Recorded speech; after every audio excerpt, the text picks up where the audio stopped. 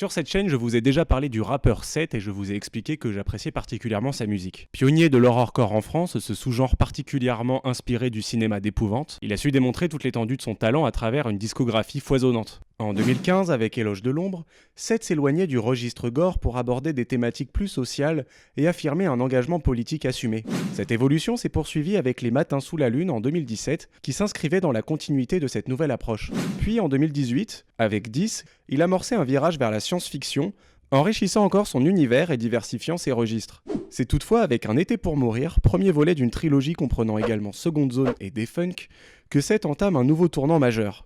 À travers ses projets, il explore un tout nouveau sous-genre du hip-hop, le defunk.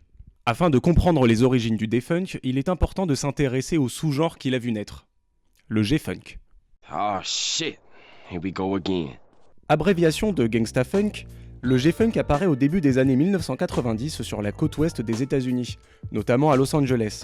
Popularisé par Dr. Dre avec son album The Chronic en 92, il mélange les sonorités du funk des années 70, en particulier celles de Parliament Funkadelic, avec des beats lents, des basses profondes et des synthétiseurs mélodiques. Contrairement au boom-bap new-yorkais, le G-funk adopte un tempo plus posé, oscillant entre 85 et 100 BPM, ce qui lui confère une atmosphère planante et hypnotique, en opposition à l'énergie brute du rap East Coast. Le G-funk s'inscrit pleinement dans le gangsta rap, mais avec une approche plus fluide et mélodique, misant sur une atmosphère à la fois détendue et stylisée. Là où le gangsta rap traditionnel adopte un ton plus sombre et agressif, le G-funk privilégie des sonorités plus groovy et planantes, influencées par le funk des années 70. Les thèmes abordés restent ancrés dans la réalité des quartiers, la vie urbaine, les rivalités entre gangs, le trafic de drogue et la rue. Cependant, contrairement au gangsta rap plus brutal et incisif d'un Ice Cube ou d'un Moby Deep, le G-funk adopte une posture plus hédoniste. Plutôt que de souligner la violence et la misère, il met en avant une certaine réussite capitaliste, symbolisée par le luxe, les fêtes, les voitures clinquantes, l'alcool et la séduction. Ce contraste crée un équilibre unique entre paroles âpres et instrumentales chaudes, donnant au G-funk cette couleur si reconnaissable.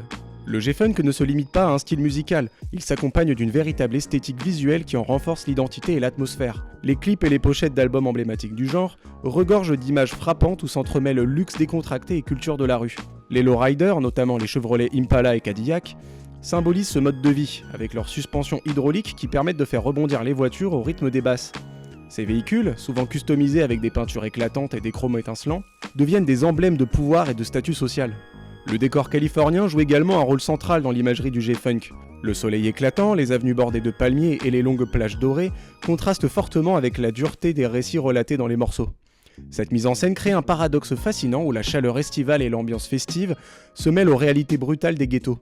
L'identité visuelle du G-funk se retrouve aussi dans la typographie et les graffitis, fortement influencés par le cholo style des gangs latinos, avec ses lettrages anguleux et agressifs, qui marquent une apparence culturelle revendiquée. Ce style graphique se prolonge dans l'univers vestimentaire du mouvement. Les artistes adoptent des tenues amples aux couleurs marquées, souvent composées de Dickies, de bandanas nouées sur la tête et de Nike Cortez, chaussures devenues indissociables de cette esthétique. Cette mode, popularisée par des figures comme Snoop Dogg ou Warren G, devient alors un uniforme non officiel du G-funk, une manière d'affirmer son appartenance à un mode de vie où la nonchalance apparente masque une réalité bien plus crue. Le defunk, de son côté, contraction de death funk, émerge comme une évolution sombre et introspective du G-funk, tout en restant ancré dans les codes du rap des années 90. Ce sous-genre se distingue par ses thématiques profondément marquées par la mort, la décadence et une exploration psychologique intense des aspects les plus sombres de l'âme humaine. Un corbillard conduit par ses propres fantômes, l'été entier assis dans un crématorium. Le nombre de la bête brodée sur les casquettes, la canicule quand le bitume te fond sous les baskets. Contrairement au G-funk, qui met en avant le luxe et l'opulence, le D-funk plonge dans des récits macabres et torturés, souvent imprégnés de violence, de paranoïa et de visions apocalyptiques. Cette évolution musicale et lyrique trouve ses racines dans le gangsta rap classique, mais il se nourrit également de l'influence de l'horrorcore, avec des éléments horrifiques très référencés. Le D-funk intègre donc tous les éléments visuels et narratifs directement inspirés de films d'horreur, créant une atmosphère lugubre et étrange, où le gore et le mystère se côtoient. Les paroles de ce genre sont souvent peuplées de métaphores sinistres, de récits de meurtres sanglants et d'allusions à des films cultes du genre, tout en s'inspirant d'artistes du rap comme Gangsta N.I.P. ou Brota Lynch Hung, connus pour leur approche très radicale de la violence dans leurs œuvres. En ce sens, le D-funk ne se contente pas de retranscrire la dureté de la rue, il pousse les frontières du genre vers des territoires bien plus macabres, où l'introspection et la violence sont traitées avec une certaine dose de provocation artistique, repoussant les limites de ce qui est considéré comme acceptable dans le rap traditionnel. Je suis asocial, je me demande pourquoi. Je crois crois que le diable avait un plan pour moi. Mauvaise ou bonne, les journées sont les mêmes. La casquette sur le sol, toujours sur la sellette. Sur le plan sonore, le D-Funk se distingue par une base instrumentale unique, des basses synthétiques puissantes et un usage caractéristique des sirènes Moog, créant une ambiance à la fois envoûtante et menaçante. Ces éléments, soigneusement agencés, sont associés à des compositions mélodiques qui, bien qu'étant riches et détaillées, restent imprégnées d'une tonalité sombre. L'usage de ces éléments instrumentaux s'oppose et s'harmonise avec les thèmes sinistres des paroles, contribuant à une atmosphère particulièrement immersive et cinématographique. En effet, la musique devient presque un personnage à part entière, accentuant alors l'impact des récits sombres qui y sont relatés. Cette fusion sonore n'est pas simplement un mélange de styles, mais une véritable hybridation entre deux mondes apparemment opposés. Le D-Funk se présente comme l'enfant maudit du G-Funk et de l'horrorcore, deux sous-genres qui, à première vue, n'ont que peu de points communs.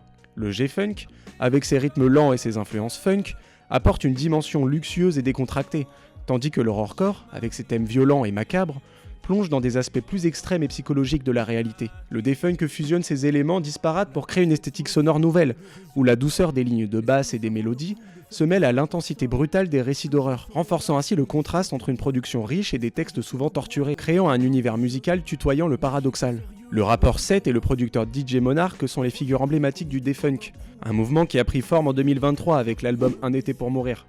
Cet album marque les premières pierres de ce genre novateur, qui ancre ses racines dans une approche résolument West Coast, en réinterprétant les codes du gangsta rap, tout en apportant une touche distincte propre à la scène française. À travers cette œuvre, Seth et Monarch ont su fusionner les influences du G-Funk avec un style unique, tout en explorant des sujets et des ambiances nouvelles.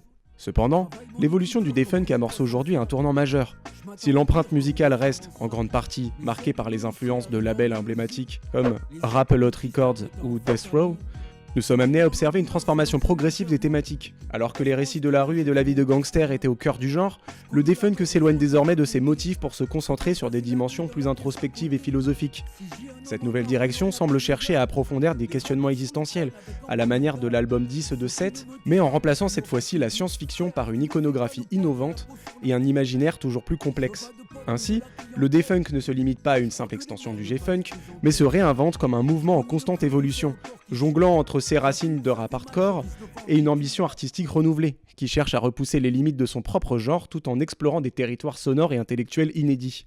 D'ailleurs, puisque D-Funk, le nouvel album éponyme de Seth, vient tout juste de sortir, je vous invite fortement à aller découvrir ce nouveau terreau créatif. Peut-être que cela vous donnera même envie de découvrir le reste de la discographie de Seth et de DJ Monarch, que je vous mets en description. Voilà, j'espère que cette vidéo vous a plu. J'essaye d'explorer un genre un peu plus libre de vidéos pour m'extirper un petit peu de mon émission principale La Niche, mais tout en proposant des thématiques relativement connexes. Donc voilà, j'espère que ça vous plaît toujours et que ça vous donnera envie de poursuivre le reste de la chaîne. Ciao!